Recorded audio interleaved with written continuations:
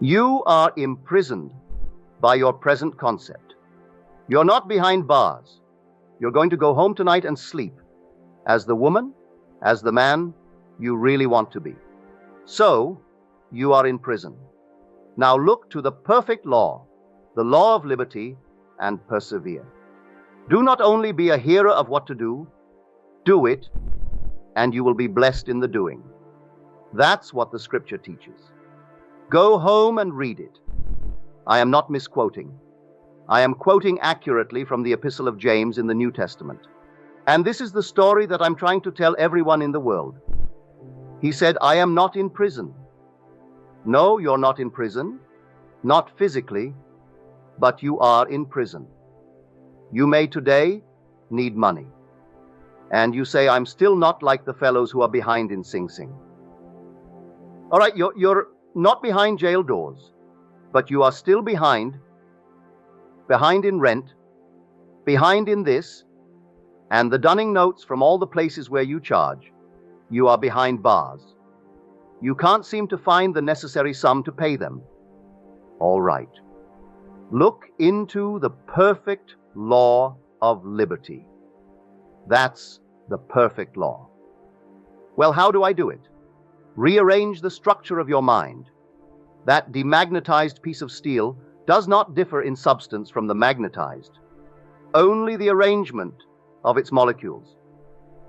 And then one lifts up enormous weights when it's completely one-pointed. When all these molecules face one direction, it's a powerhouse. The other is scattered. So let not the double-minded man think that he will in any way receive from the Lord. You're told in the same first chapter, if the double-minded man comes, who is unstable in all his ways, that he not think he'll receive anything from the Lord. What can you give a man who does know what he wants?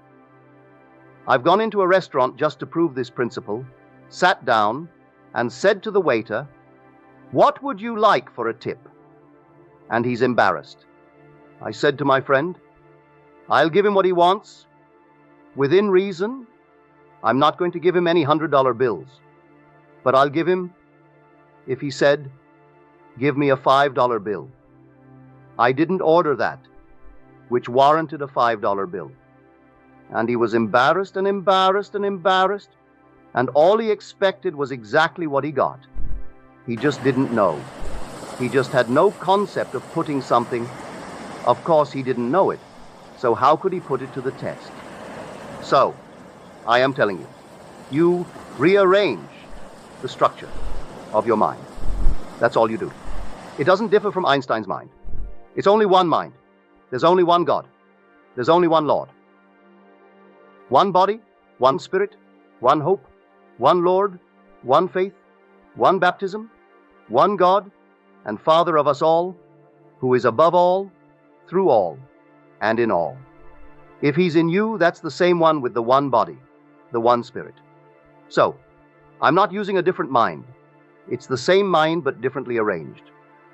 Go into one room and you see that someone doesn't know what to do with their furniture. Bring someone in who knows how to set a room. Come back an hour later after she's through with it, and you'll think you're in an entirely different home. My wife used to pull that on me all the time. I'll come home and think I just stepped into an entirely strange apartment and wondered if I'm really at home. And she was hiding some other place. She had completely rearranged the structure of the furniture. It looked like an entirely different home. But she has that sense of how to do it, and so she did it. So, with what you have, all you need is exactly what you have. For you have the mind of God. It's not a different mind, the same mind. And you simply rearrange the mind by a mere assumption. What would the feeling be like were it true that I am now the man that I want to be, now the woman that I want to be? It's added, but persevere. You must persevere in it. If I call you now and you answer one thing, well, will you respond an hour later to the same call? Then if you persevere, you will. If now, An hour later, you think of yourself as you now, when you dare to assume that you are now the man that you want to be. An hour later, are you still assuming that state? If you're not persevering. You are the hero who looked into the mirror with his natural face. He saw it, then went his way and at once forgot what he looked like. So if 1 hour from now you are not still assuming that you are the man that you want to be, you've forgotten. You are the hearer and not the doer. And he warns us of the vast difference between being a hearer and being a doer. The doer acts. God only acts and is in existing beings or men. So bear in mind that your wonderful world is not bounded by your senses. You perceive far, far more than your sense, no matter how acute it is, could discover. Your senses can't discover, but now you are capable of assuming that you are. Your senses dictate what reason will allow, and your reason, your senses are bound together. Go beyond it for what you now know from experience. What you know from the past will not be what you will know when you know more than you now know. But having done it and proven it, I know more than I did when I was bounded by my senses. When I couldn't get out of a certain island on time to meet a commitment in Milwaukee, I knew what I did in the Army. I simply applied the identical thing and I got out. There was a long, long waiting list. Thousands waiting for all the islands, and only 2 little ships, not big ships, 2 small little ships, one carrying up more than 60-odd passengers, and one carrying 120 and thousands waiting. And they only came once a month into the island. One every 32 days, and one every 3.5 weeks. How long would it take to get them all out? I didn't ask anyone a favor. Didn't ask my brother, who was a powerful businessman on the island. He criticized me for not arranging passage back to America when I left America. That's the place where you should have done it. That's the powerhouse of the world, New York City. That's where all these things are done.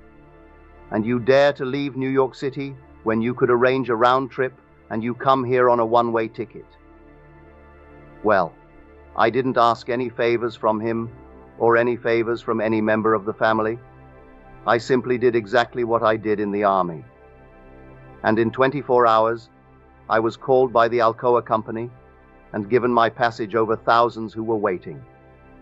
It isn't my concern why she did it, or why someone else didn't get it in preference to me when my name was down at the very bottom. I wasn't at the top. I'm at the bottom of the list.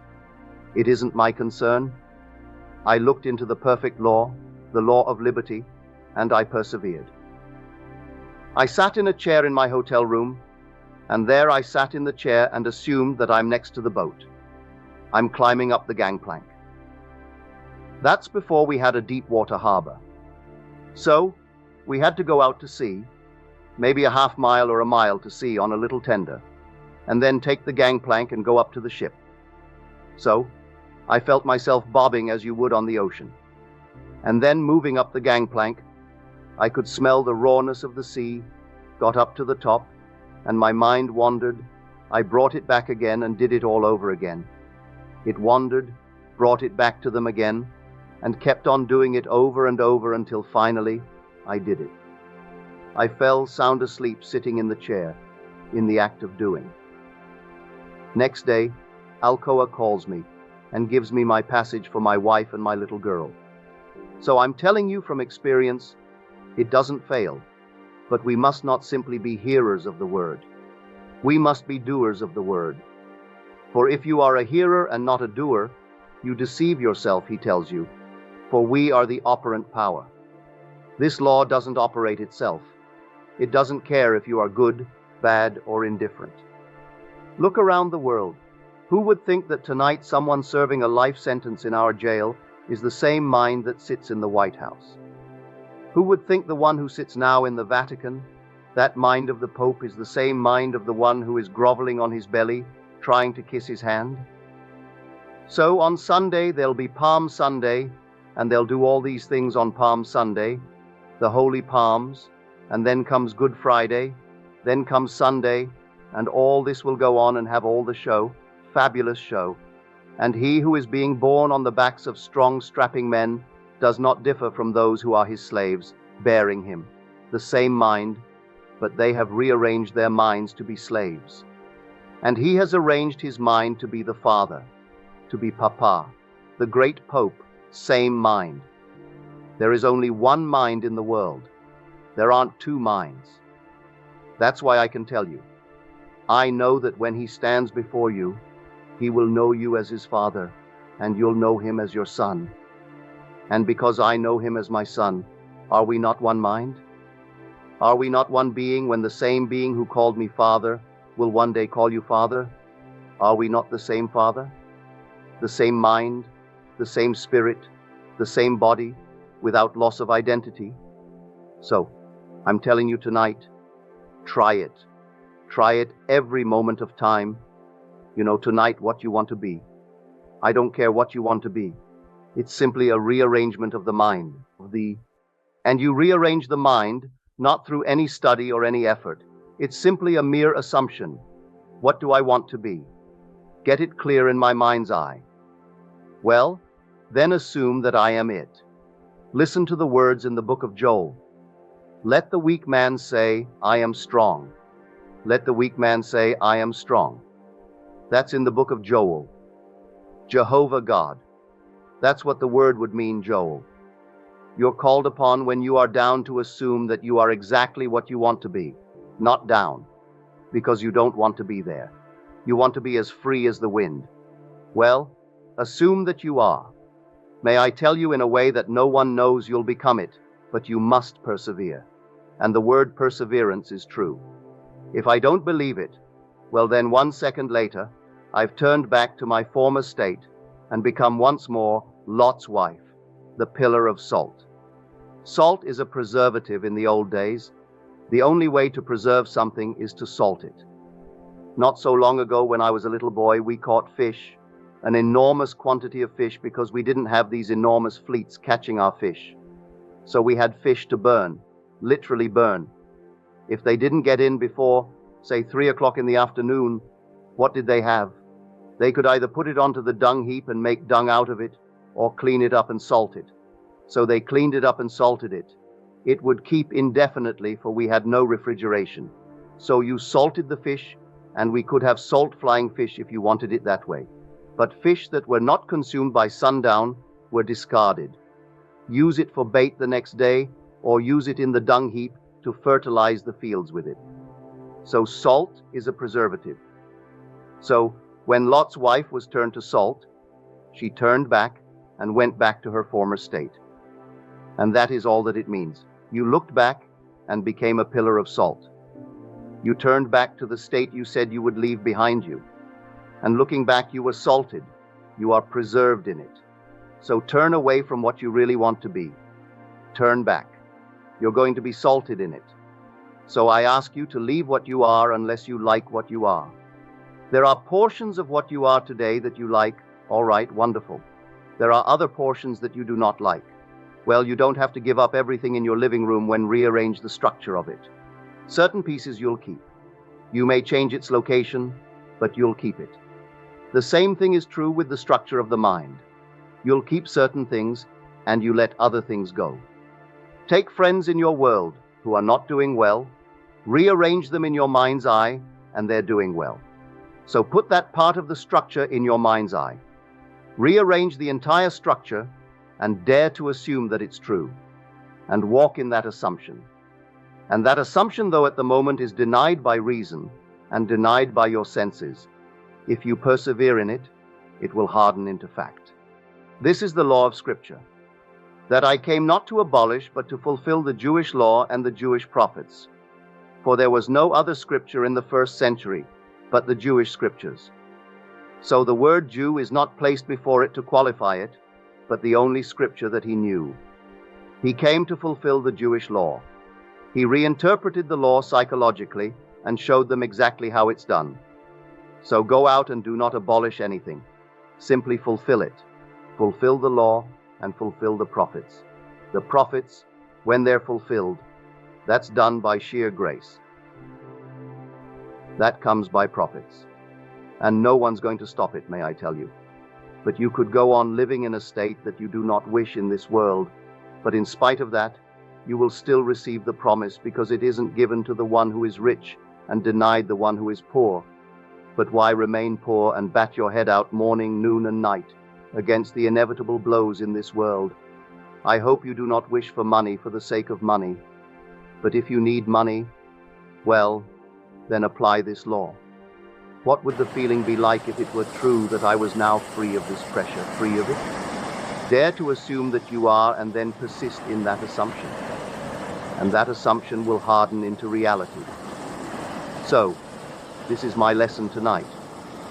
I think you found it a very practical one, but I must remind you, you can either be the hearer of what you heard tonight and not the doer. It is my hope that you will be the doer of what you heard tonight. That when you leave here in the assumption, not wait until you get home. Leave here in the assumption that you are already the man, the woman that you want to be. And then between here and home, think of the man that you have assumed that you are, and let that assumption spring in your mind constantly. You are that man. Go to bed in that assumption. Maybe this night, as it did with me in the army, something will come and a voice will speak. And when vision breaks forth into speech, the presence of deity is assured. And maybe you will have confirmation that what you have dared to assume is. I know in my case it came that way. But it will come whether it breaks forth into speech or not.